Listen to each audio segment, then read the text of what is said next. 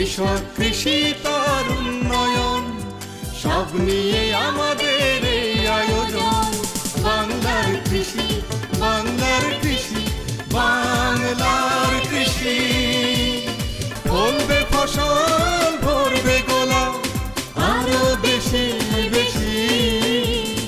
বাংলার কৃষি, বাংলার কৃষি, বাংলার কৃষি, বাংলার কৃষি, বাংলার কৃষি।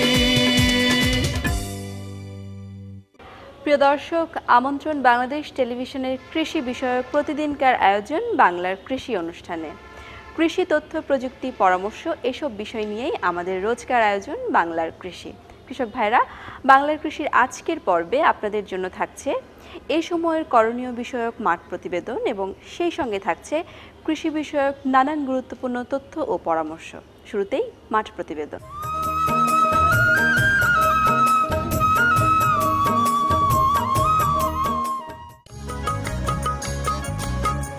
স্টেভিয়া সূর্যমুখী পরিবারের একটি গুল্ম জাতীয় উদ্ভিদ। স্টেভিয়ার আদি নিবাস প্যারাগুয়েতে। স্প্যানিশ উদ্ভিদবিদ পেদ্রো জাইমি স্টেভ এর নাম অনুসারে এর নামকরণ করা হয় স্টেভিয়া। এই গাছের পাতা ও কাণ্ডে এক ধরনের মিষ্টি গ্লাইকোসাইড আছে, যা খাবার চিনি সুক্রোজের তুলনায় 300 গুণ বেশি মিষ্টি, তবে ক্যালোরি পরিমাণ শূন্য। সাম্প্রতিক বছরে আমাদের দেশে বেসরকারি উদ্যোগে স্টেভিয়ার বাণিজ্যিক চাষ শুরু হয়েছে। কক্সবাজারে জাহানার ইসলাম এর মধ্যে উল্লেখযোগ্য। অনেকেই আমরা ডায়াবেটিস আক্রান্ত হয়ে পড়তেছি।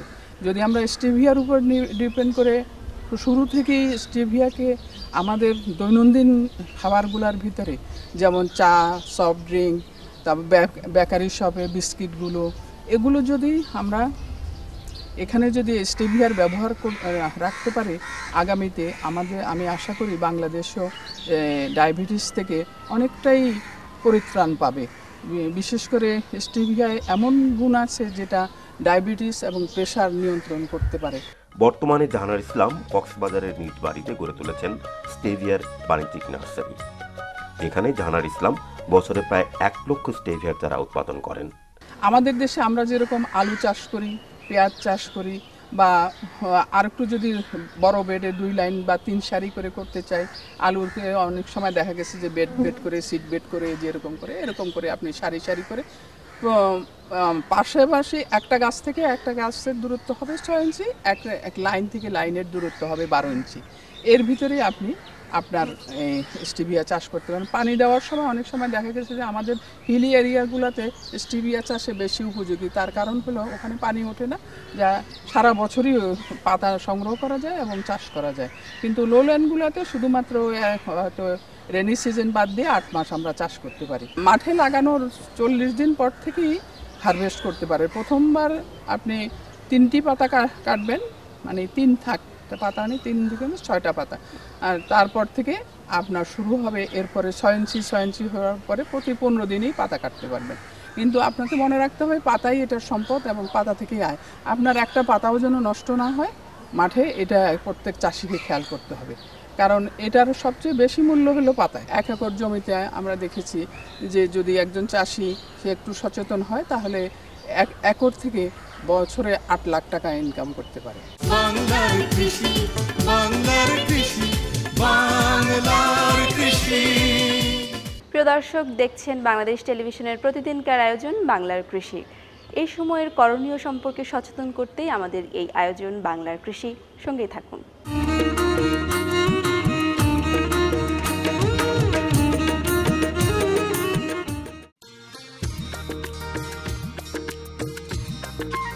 মৌসুমী সবজির মধ্যে বেগুন দেশের সর্বাধিক পরিমাণ জমিতে চাষকৃত জনপ্রিয় একটি সবজি।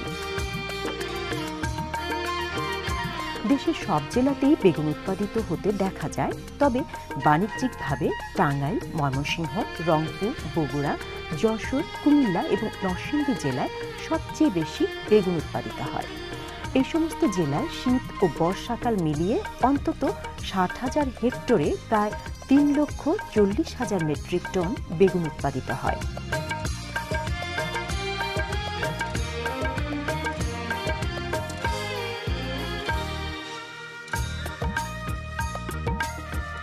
বেগুনের ডগা ও ফল ছিদ্রকারী পোকা, সাদামাছি, মাকড় ইত্যাদি। আর রোগের মধ্যে কাণ্ড ও ফল পচা এবং উইল্ট। বেগুনের সবচেয়ে ক্ষতিকারক পোকার মধ্যে অন্যতম হচ্ছে বেগুনের ডগা ও ফল ছিদ্রকারী পোকা। এই পোকার ক্রীড়া বা লার্ভা বেগুনের কচি ডগা, ফুল ও ফলের বোঁটার নিচে ছোট ছোট ছিদ্র করে ভেতরে শ্বাস খেয়ে ফেলে, ফলে কচি ডগা ঢলে পড়ে ও শুকিয়ে যায় এবং ফলের ভেতরে পচে যায়।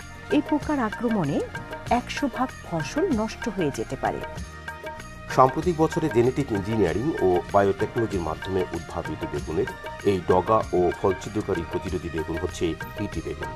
বিটি বেগুন হল কৌলিকতাত্ত্বিকভাবে পরিবর্তিত বৈশিষ্ট্যসম্পন্ন বেগুন, যার ভিতর নিজস্ব ডগা ও ফল FFB প্রতিরোধী বিশেষ কৌশল বিদ্যমান।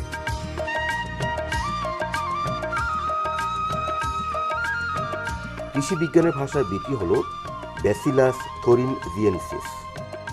ব্যাসিলাস থোরিনজিয়েনসিস মাটিতে বসবাসকারী একটি ব্যাকটেরিয়া যা CRY1AC নামক জিন ধারণ করে। CRY1AC জিন একটি পোকানাশক প্রোটিন তৈরি করে। এই প্রোটিন কিছু মথের কীরা বেগুন গাছের ডগা, পাতা এবং ফলের মধ্যে ঢুকে পড়ে, যেখানে খাদ্য খেয়ে সে বেঁচে থাকে। বিটি বেগুন দেখতে সাধারণ বেগুনের মতোই এবং একই ধরনের পুষ্টিমান বিদ্যমান। তবে বিটি বেগুন তার কীটনাশক গুণ বিশিষ্ট বিটি প্রোটিন এর দ্বারা ডগা ও ফল ছিদ্রকারী পোকার কীটাকে গাছের ছিদ্র করে ঢোকার আগেই মেরে ফেলে এবং গাছকে রক্ষা করে।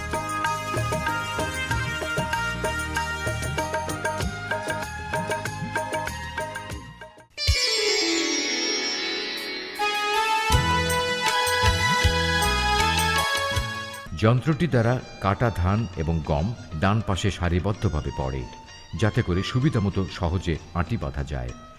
পাওয়ার টিলার চালিত ব্রি ধান গম কাটার যন্ত্র বা ব্রি রিপারের অন্যতম বৈশিষ্ট্যগুলো হচ্ছে যে কোনো উচ্চতায় ধান ও গম কাটা যায়। পাওয়ার টিলারের সাথে কাটা অংশটি সংযুক্ত অবস্থায় দূরবর্তী অবস্থানে নিয়ে যাওয়া সম্ভব।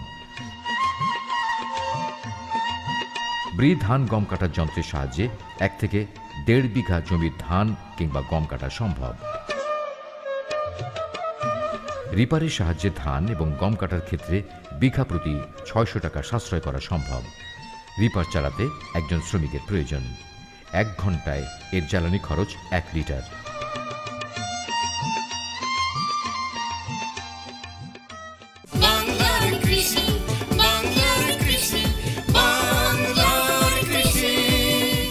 কৃষক ভাইরা, আপনার মাঠ ফসল কি রোগাক্রান্ত হয়েছে, অথবা আপনার বাড়ির আশেপাশের ফল গাছ কি কোনো রকম রোগবালাই ধরেছে কিনা, এইসব তথ্যের বিস্তারিত জানতে আমাদের সঙ্গে যোগাযোগ করতে পারেন। বাংলার কৃষি তথ্য সেল থেকে সরাসরি আপনাদের এই প্রশ্নগুলোর উত্তর জানানো হবে।